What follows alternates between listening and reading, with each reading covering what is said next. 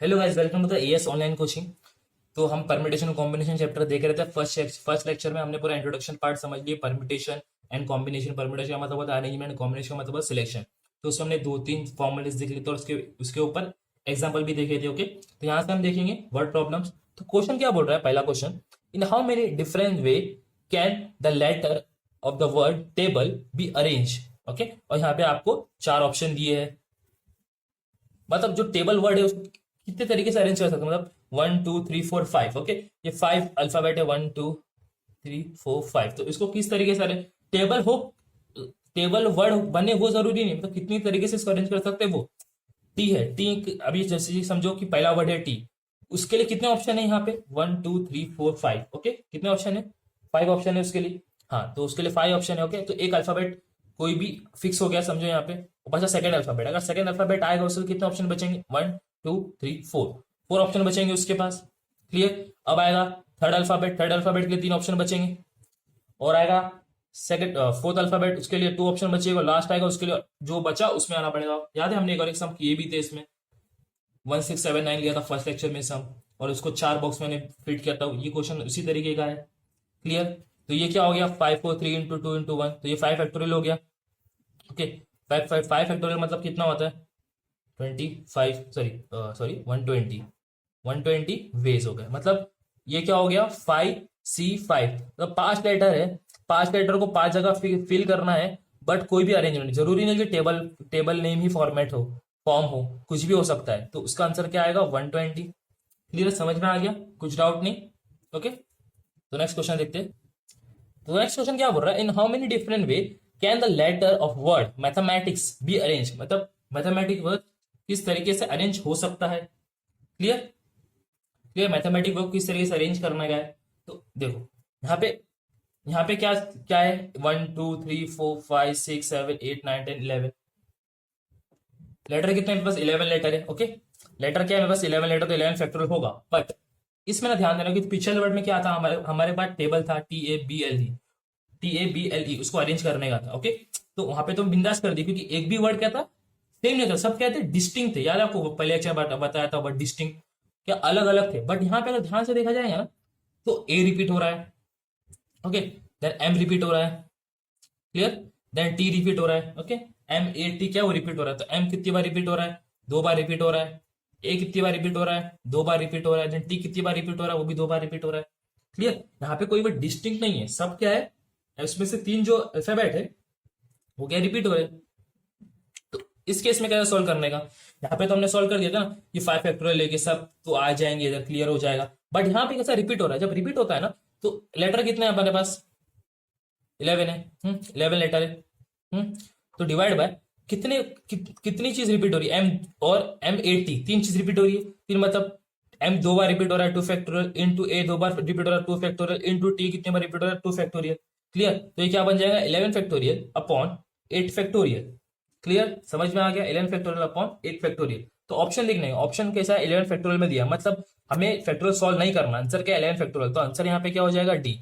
Clear, समझ में आया। जब भी अगर रिपीट हो रहा है ना कोई अल्फाबेट, कोई भी जैसे कि नाम में कोई भी अल्फाबेट रिपीट हो रहा है, जैसे एम यहाँ पे ए और टी रिपीट हो रहा है, तो क्या करने का, कितने अल्फाबेट टोटल, टोटल 11 है, 11 फैक्टोरियल अपॉन जितनी बार रिपीट, जैसे कि एम 2 बार रिपीट हो रहा है तो 2 फैक्टोरियल, ए 2 बार रिपीट हो रहा है 2 फैक्टोरियल, टी 2 बार रिपीट हो रहा है 2 फैक्टोरियल, तो नीचे क्या आएगा, अपॉन 8 फैक्टोरियल, इसको मल्टीप्लाई कर देंगे, आ जाएगा 8 फैक्टोरियल। देखो ऑप्शन कैसा दिया, अगर सॉल्व करने बोला है तो सॉल्व करने का, लेकिन यहाँ पे तो डायरेक्ट दिया ना, 11 factorial upon 8 factorial. Clear. Okay, option के हिसाब से हमें सॉल्व करना है। ऊपर देखो ऑप्शन 11 फैक्टोरियल दिया, तो यहाँ पे आंसर स्टॉप कर देंगे, ये अपना होता है आंसर। क्लियर, समझ में आ गया, कुछ डाउट नहीं। तो कभी रिपीट होगा तो इस तरह करने का, नहीं तो नॉर्मल है, यूनिक है, तो जैसा बताया था फर्स्ट क्वेश्चन उसी तरीके से करो। ओके, तो इससे 2-3 सम और लेंगे, इससे क्लियर हो जाएगा कॉन्सेप्ट।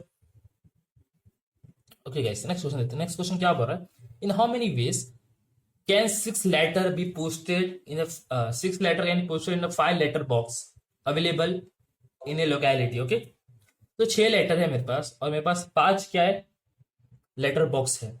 तो उन 6 लेटर को 5 लेटर बॉक्स में मैं किस तरीके से मैं डाल सकता हूँ, तो वो पूछा है हमें। ओके, देखो सबसे पहला तो हमें ये मालूम करने का कि लेटर कितने हैं अपने पास, लेटर क्या है, 6 लेटर है अपने पास। ओके, तो L1, L2, L3, L4, L5 और L6, 6 लेटर है हमारे पास। ओके, और पोस्ट करने के लेटर बॉक्स कितने अपने पास 5 है। तो मैं यहाँ पे P1, P2, P3, P4 और P5। क्लियर, समझ में आ गया। 6 लेटर है और 5 जो है वो लेटर बॉक्स है। किस तरीके से मैं इसको यहाँ पे डाल सकता हूँ एक लेटर को। ओके, तो क्वेश्चन में तो ऐसा बोला नहीं है क्या, बोला तो नहीं ना, अगर मैं जो एक लेटर बॉक्स में डाल दूंगा तो उसको वापस यूज नहीं करता, तो ऐसा कुछ कंडीशन तो यहाँ पे दी नहीं है ना। कंडीशन तो यहाँ पे दी नहीं है कुछ भी। तो इसका मतलब क्या होता है कि मैं एक लेटर को, फर्स्ट लेटर को मैं इसमें डाल सकता हूँ, इसमें डाल सकता हूँ, इसमें डाल सकता हूँ, इसमें डाल सकता हूँ, इसमें डाल सकता हूँ। ओके, पांचों में डाल सकता हूँ पहले लेटर को, या तो इसमें, या तो इसमें, या तो इसमें, या तो इसमें। ओके, और सेकंड को भी या तो मैं इसमें, या तो मैं इसमें, या तो मैं इसमें, या तो मैं इसमें, या तो मैं इसमें डाल सकता हूँ।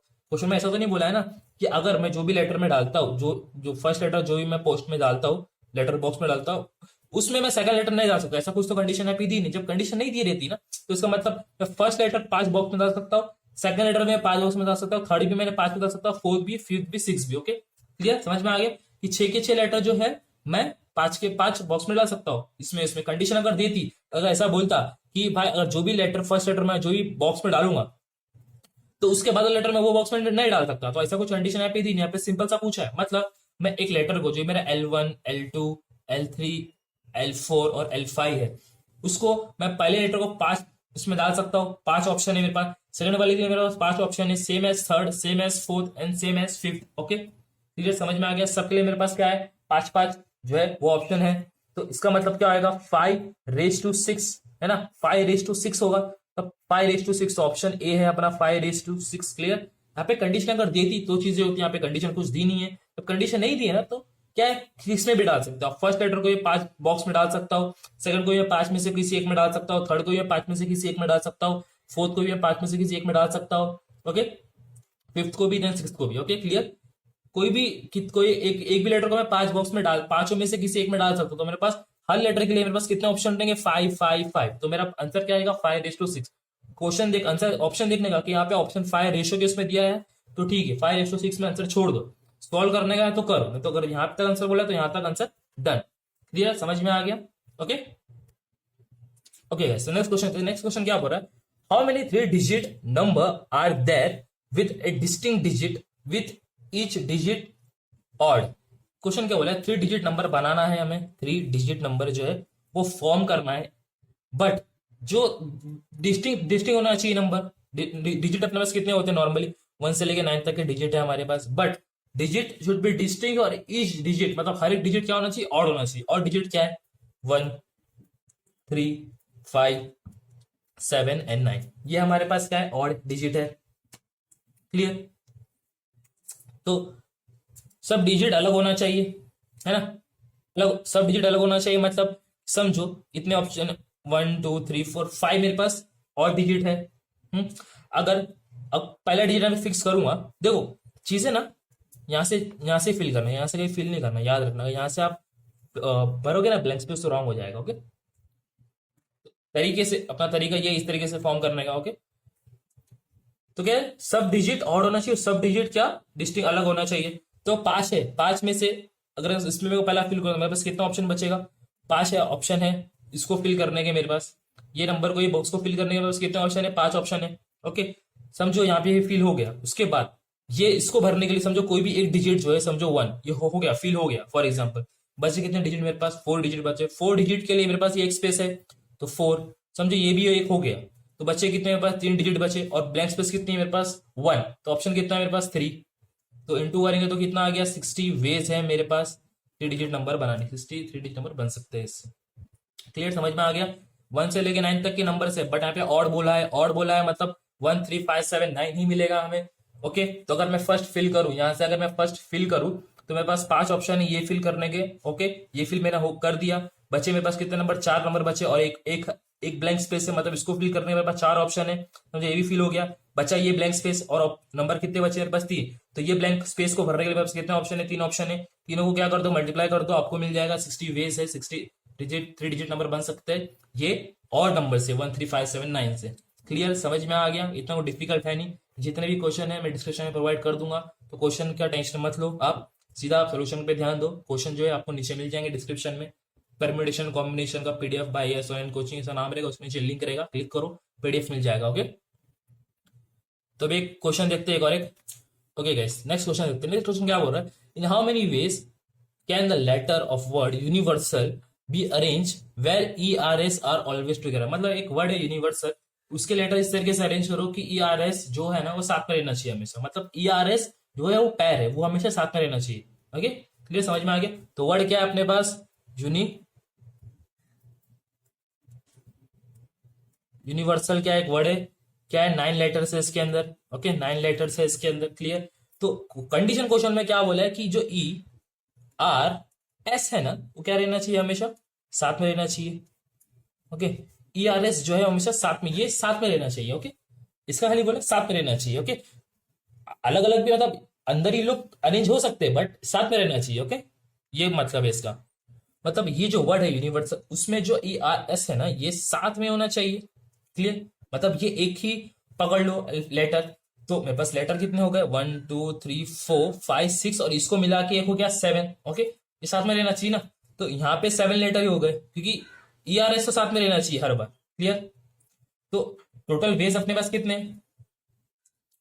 टोटल जो वेज है मेरे पास वो है 7। ओके, क्लियर, 7 वेज है। बट ये जो 3 लेटर है, जैसे कि मैंने बोला ई आर एस साथ में रहना चाहिए, खाली बोले साथ में रहना चाहिए, बट ई आर एस आपस में भी अरेंज हो सकते हैं ना, कि ई आर एस है तो उसको मैं आर एस ई भी लिख सकता हूं, देन उसको आर ई एस भी लिख सकता हूं, देन इसको एस ई आर भी लिख सकता हूं, देन इसको एस आर ई भी लिख सकता हूं। क्लियर, ये ई आर एस अपने अंदर भी अरेंज हो सकते हैं ना, खाली क्या बोला ई आर एस को साथ में रखो। तो ये नहीं बोला कि ई आर एस ही वर्ड फॉर्म होना है, इसने क्या बोला when E R S are always together, मतलब ई आर एस साथ में रहना चाहिए बोला उसने। ई और ई आर एस का लेटर वर्ड नहीं बनना चाहिए बोला उसने, ई आर एस साथ में रखो। तब आप कैसा भी रख सकते हो इसके साथ में ना, ऐसा भी रख सकते हो R S E, R E S, S R E, S E R. Okay, तो ये 7 फैक्टोरियल है वो तो हो गए, बट उसके साथ क्या होगा, वो जो 3 साथ में ना उसका भी अरेंजमेंट होगा ना, साथ में 3 अरेंजमेंट। यहाँ पे आंसर क्या आएगा 30240। ओके, क्लियर, समझ में आएगा। तो ऑप्शन क्या है 30240। आप इसको सॉल्व करेंगे 7 फैक्टोरियल तो वो भी आपको आंसर मिलेगा किधर ना किधर, तो none of the above answer मिलेगा।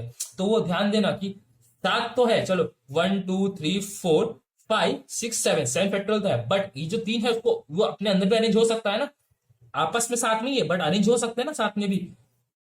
क्लियर, तो 7 फैक्टोरियल हो गया, और ये साथ में जो कंडीशन है उसका भी 3 फैक्टोरियल अंदर ही अंदर अरेंज